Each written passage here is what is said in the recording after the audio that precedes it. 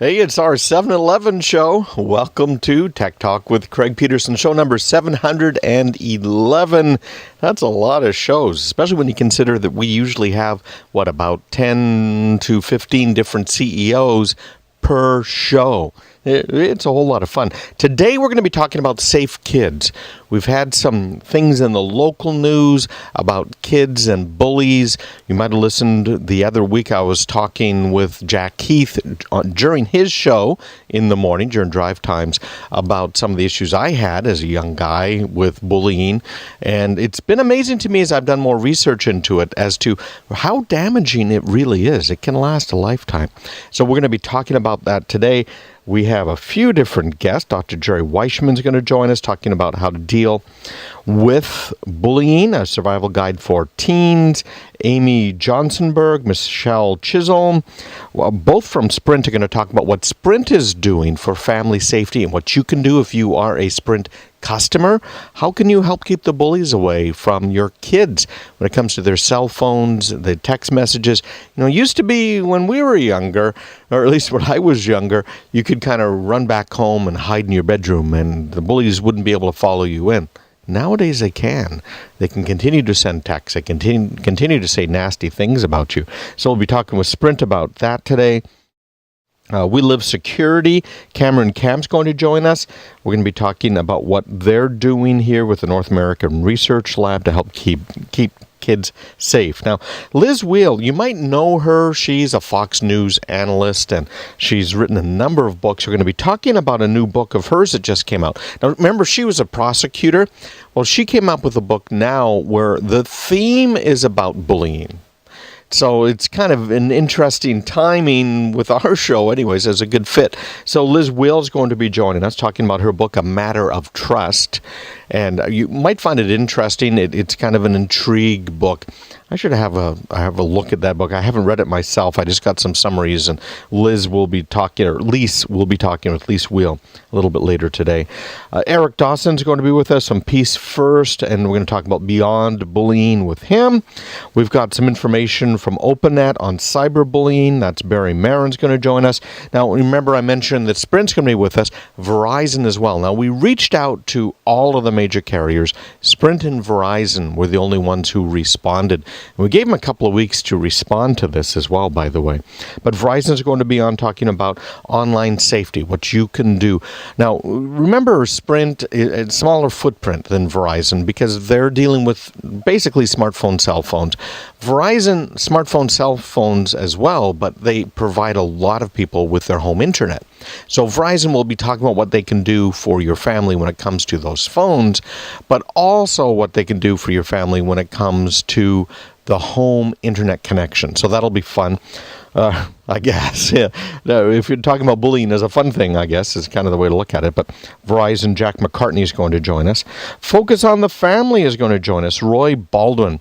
Great guy, a lot of fun, talking about parents and youth, what you can do with your family, all from Focus on the Family, to help keep your kids safer. Zipperclip is going to join us, talking about encrypted video and text, again, to help keep us safe, not let some of that information get out to the bad guys on your phones, especially when they get lost. Dr. Joseph Hullett's going to be with us from Optimum Health, and we're going to talk with him about bullying specifically. Now, he's their national medical director. OptimumHealth.com is where you'll find them online. They have a lot of good information on bullying there. And Joe Grossman is going to be our final guest today in 3 hours from now from Location Labs. And we're going to talk with him a little bit about location, MDM, mobile device management, and being able to track where the phones are so that we can help keep our kids safe again. And how does that technology work, and how does it work with Verizon, Sprint, but also with some of the other carriers, so that you know when your kid gets home, when they get to school, and you can kind of keep tabs on them to hopefully help keep them a little bit safer. So that's today's show. Those are the interviews today on show number 711. And we're going to, of course, as we do at the beginning of every show, we're going to go through some articles in the news this week as well. You're listening to Tech Talk with Craig Peterson, and let's get right into some of these articles. These ones are very interesting. Now, The only articles we talk about on the show anymore are articles that you have clicked on, commented on, linked to, retweeted from my sites. Now, if you're on social media, you need to follow me in order to keep up on stuff like this, on keeping your family safe and clean, because we have posted articles about this.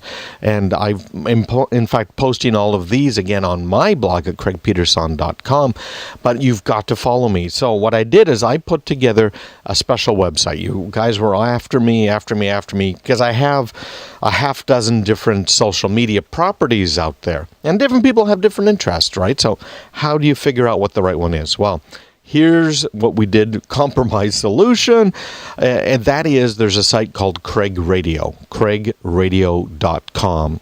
So if you go to craigradio.com, you'll see links right there to Facebook if you're a Facebook user, Twitter if you're a Twitter user.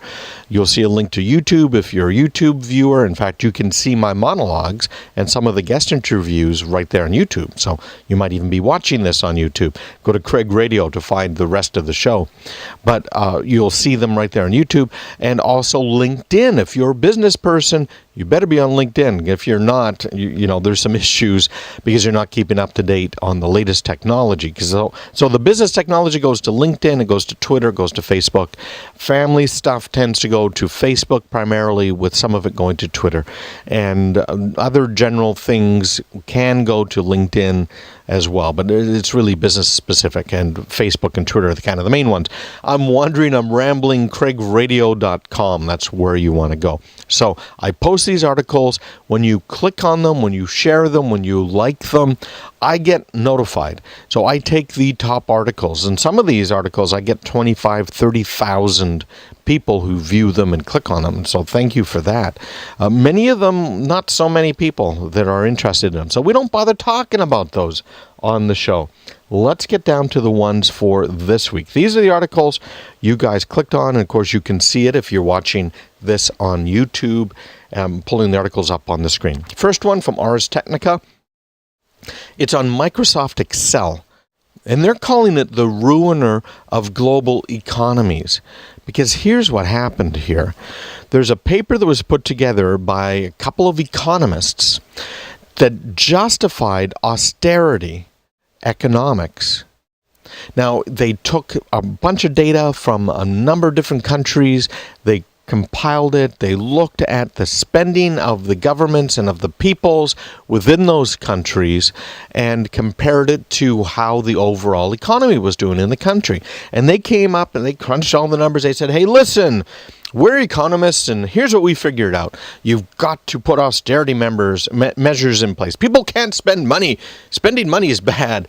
Well, it turns out they had a pretty major spreadsheet error.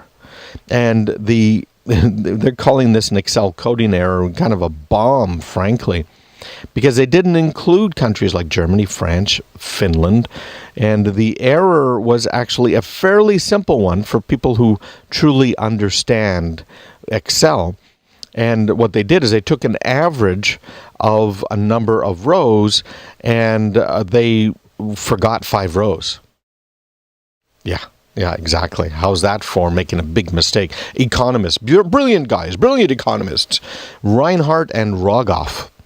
So this paper they put together was called Does High Public Debt Consistently Stifle Economic Growth? A critique of Reinhardt and Rogoff. And it turns out that their paper was very flawed, and they were very simple spreadsheet. You can see it right here on my screen right now. Or again, go to craigpeterson.com, go to my main website, and do a search for Excel or Microsoft Excel. You'll see this article. Very simple. This thing only has, 13 columns and 51 rows. So they really made a very big boo-boo. So much for peer review, right? And it turns out that these statistics were wrong. Now, we know global warming. We talked about it on the show before. Completely wrong statistics again. Question is, was it an error like what these guys made, or was it done on purpose? Because it looks like it was done on purpose based on emails that were exposed and other things. Next article here, Yahoo, Marissa Mayer, of course, took over Yahoo not too long ago. She's trying to make it into the mobile company. Now, they got some great stuff. I like their Axis, AXIS. It's a search engine that you can put onto your mobile devices. I love the way they do it. They do the searches. It's much more intuitive. Well, they just came out last week with a new email app for the iPad. So that's really quite good. They also have a new weather app that's available, both in the App Store. I think you'll like both of them. They're doing a very, very good job, so check them out. We'll see what happens with Marissa here. It was disclosed this week she made, her salary was 13 or 33. I think it was 33 million. I can't remember. It was one of those two. So good for her, making some decent money anyways, at least 10 million more than me. You're listening to Tech Talk with Craig Peterson. Going through some articles in the news this week.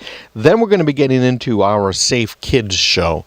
We've got a lot of great information on keeping the kids safe when they're online, when they're using their cell phones. We're going to talk a lot about bullying and what you can do to help out. This is hilarious.